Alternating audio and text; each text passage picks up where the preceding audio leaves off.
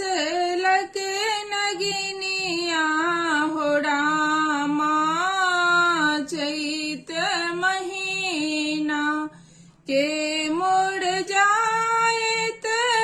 बैदा बलावत के मोड़ हरत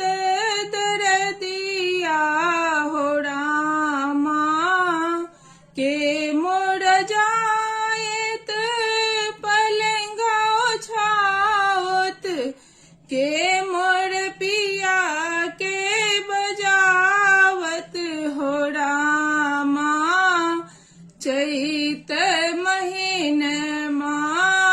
अंगुली में डसलक नगिनिया हो रामा चैत महीना बाबा मोड़ जायत बैदा बुलावत अम्मा जी हरत दरदिया